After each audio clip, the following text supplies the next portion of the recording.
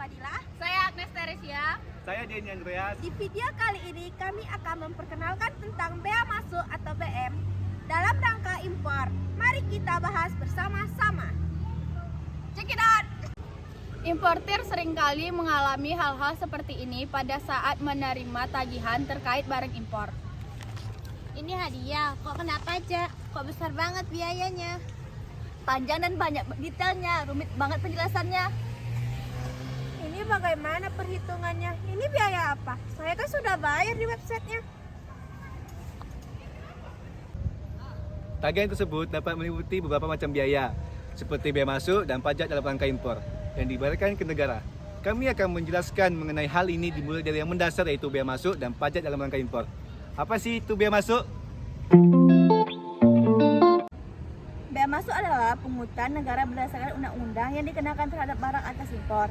Sedangkan apa itu pajak dalam rangka impor atau PDRI adalah pajak yang dipungut oleh Direktur Jenderal Bea dan Cukai atau DJBC atas impor barang. PDRI menjadi salah satu pungutan yang dikenakan terhadap importer di luar bea cukai dan cukai atau yang biasa kita kenal sebagai PPN dan PPH. Barang kiriman impor, bea masuk dan PDRI terutang dalam PIK nomor 199/PMK 010/2019 tentang ketentuan kepabeanan cukai pajak atas impor barang kiriman.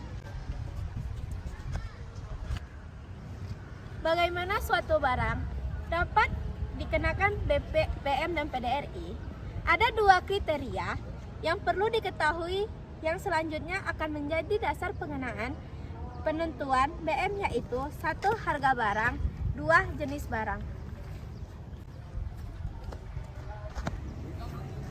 Bagaimana sih penentuan bea masuk berdasarkan harga barang? Berdasarkan PMC nomor 199 tahun 2019, jika harga beli barang Anda kurang dari atau sama dengan 3 US dollar, maka Anda akan dibebaskan dari biaya masuk dan PPH. Tetapi wajib membayar PPN 11%. Tetapi jika harga beli barang lebih dari 3 US dollar sampai 1.500 US dollar, maka akan dikenakan tarif BM sebesar 7,5% dan PPN 11%. Dan jika harga barang Anda lebih dari 1.500 US dollar, maka diproses menggunakan proses PBIK untuk importir perorangan dan PIB untuk importir berupa badan usaha. Bagaimana penentuan bea masuk berdasarkan jenis barang? Penetapan pembayaran tarif bea masuk yang sudah dijelaskan tidak berlaku untuk barang impor kategori khusus seperti tas, sepatu, dan produk tekstil. Kita dapat mengetahui nilai bea masuk dan PDRI barang tersebut melalui website buku dengan jenis tertentu dibebaskan untuk bea masuk dan PDRI. Bagaimana penentuan bea masuk berdasarkan jenis barang? Penetapan pembayaran tarif bea masuk yang sudah dijelaskan tidak berlaku untuk barang impor kategori khusus berupa yang pertama tas, yang kedua sepatu, yang ketiga produk tekstil. Kita dapat mengetahui bea masuk dan PDRI barang tersebut melalui website buku dengan jenis tertentu yang dibebaskan dari bea masuk dan PDRI.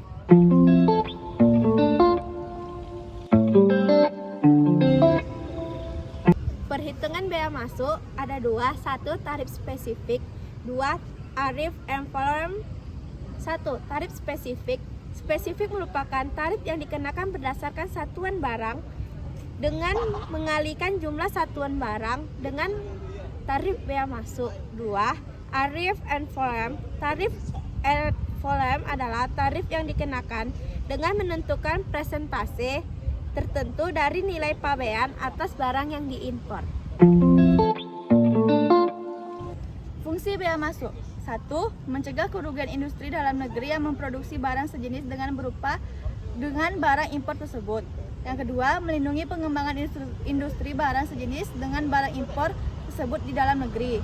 Yang ketiga, mencegah terjadinya kerugian serius terhadap industri dalam negeri yang memproduksi barang sejenis dan atau barang yang secara langsung bersaing.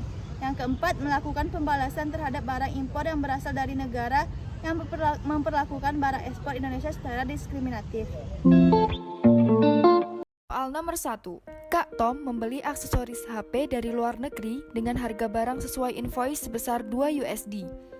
Biaya pengangkutan udara sesuai airway bill 6 USD dan asuransi yang dibayarkan 2 USD. Asumsikan kurs pajak yang berlaku pada saat penetapan 1 USD sama dengan Rp15.000.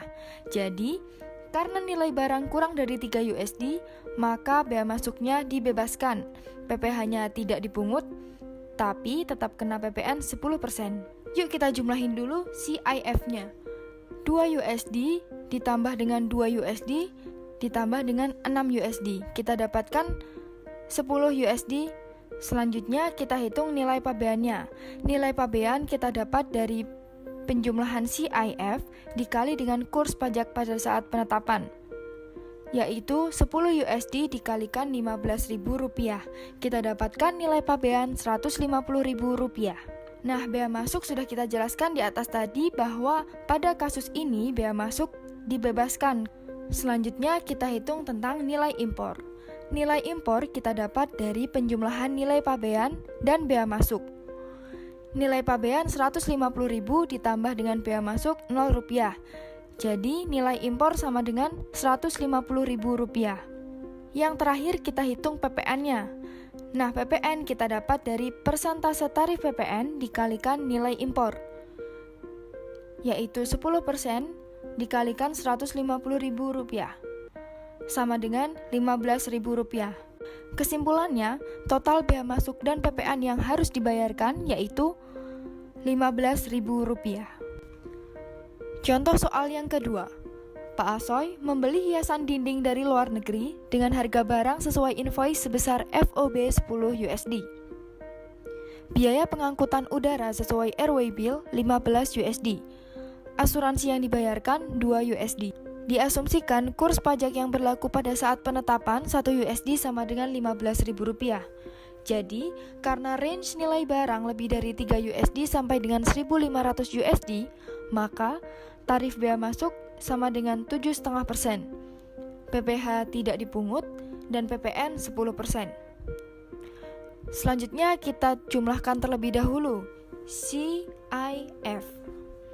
Totalnya adalah 27 USD.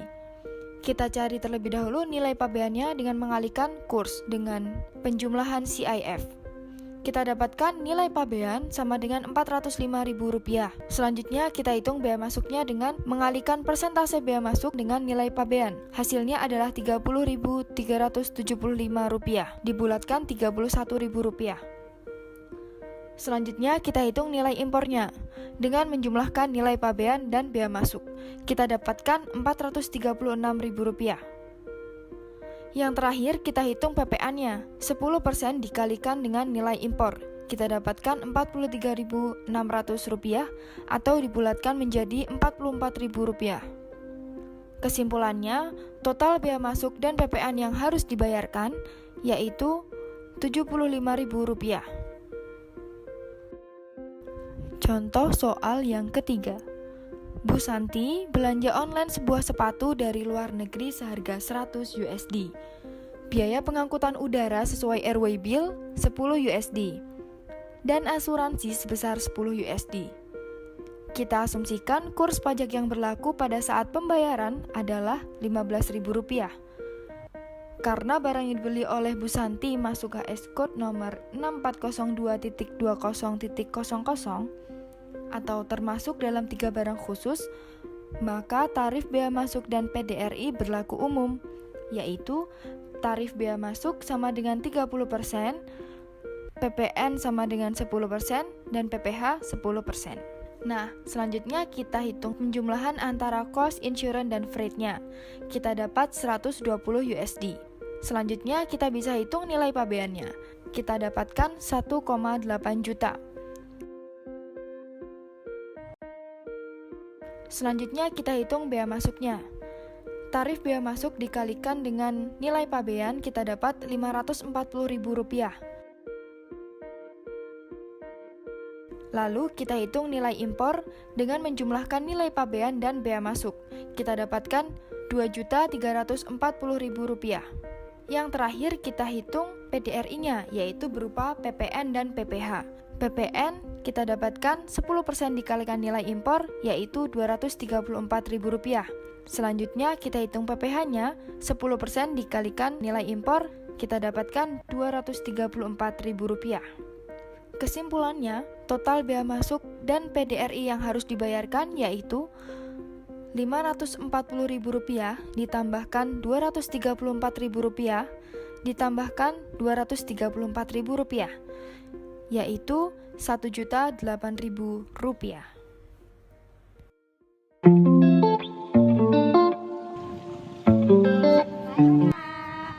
Boleh kenalan? Boleh kak. Saya Tarina Fadila dari D3 Perpajakan. Kalau kakak? Kalau aku dari D3 Perpajakan, nama aku Olivia kak. Kakak ada baca tentang bea masuk nggak? Bea masuk ada kak. Boleh bertanya sedikit tentang mengenai bea masuk? Boleh kak. Apa fungsi dari diberlakukannya bea masuk? Fungsi dari diberlakukan bea masuk untuk mencegah kerugian industri dalam negeri yang memproduksi barang sejenis dengan barang impor dan melindungi pengembangan industri barang impor tersebut di dalam negeri.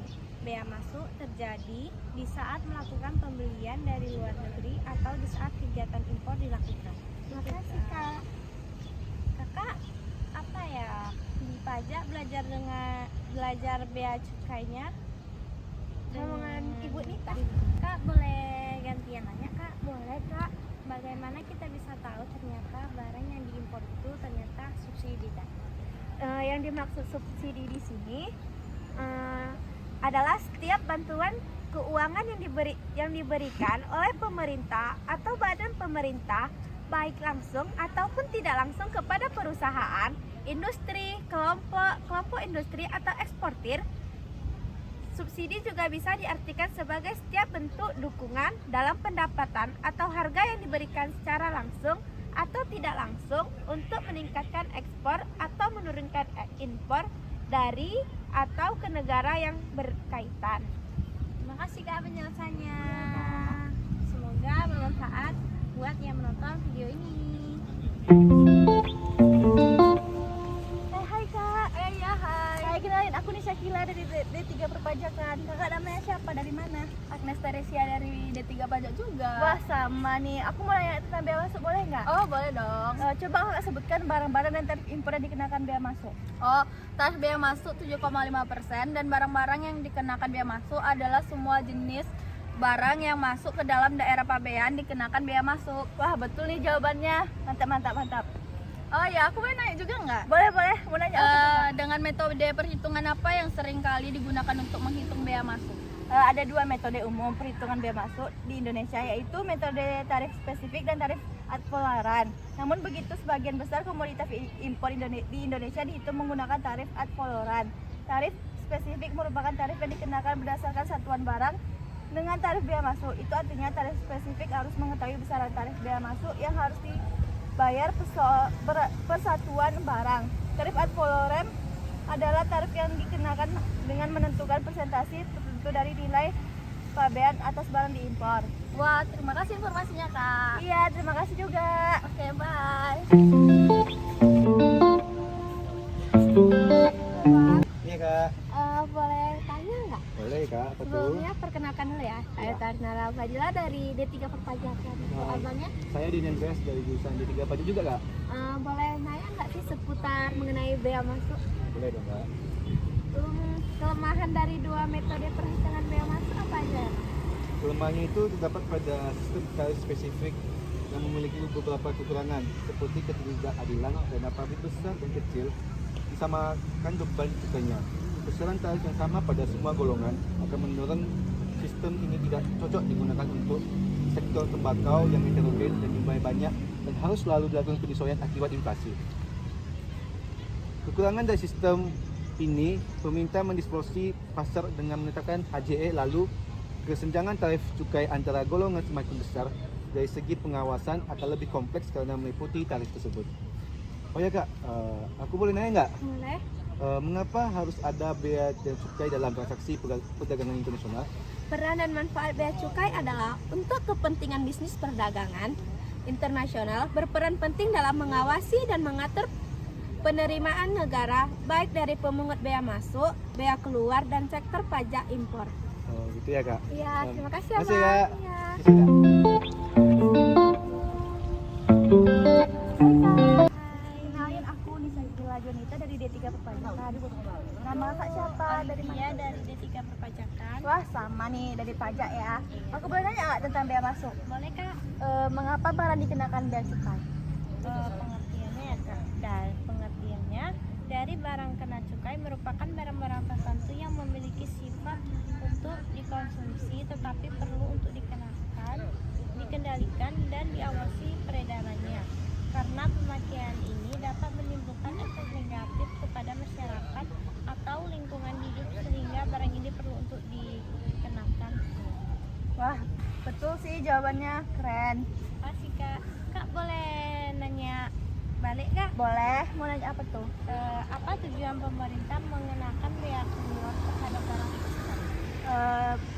Jawabannya yang pertama menjamin terpenuhnya kebutuhan dalam negeri, yang kedua melindungi kelestarian sumber daya alam, yang ketiga mengantisipasi kenaikan harga yang cukup drastis dan komoditi ekspor tertentu di pasaran internasional, yang keempat menjaga stabilitas harga komoditi tertentu di dalam negeri. Pas sekali jawabannya Kak. Makasih Kak. Ya, makasih ya Kak. Dah.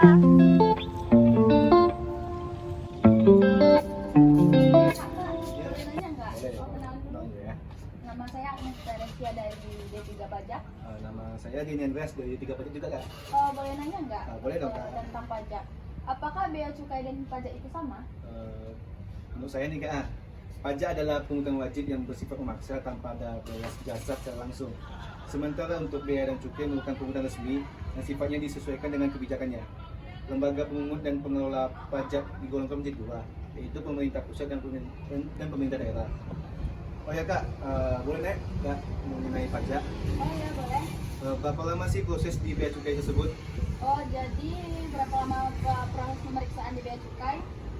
Kalau dirangkum, pemeriksaan di bea cukai hanya pada saat barang mulai diperiksa hingga perhitungan pemungutan. Kalau diproses, rata-rata nggak lebih dari 3 hari kerja. Bahkan kalau barangnya jelas dan dokumennya lengkap, cuma hitungan jam diperiksa oleh bea cukai. Oh begitu ya kak, makasih ya kak. Terima kasih. Ya.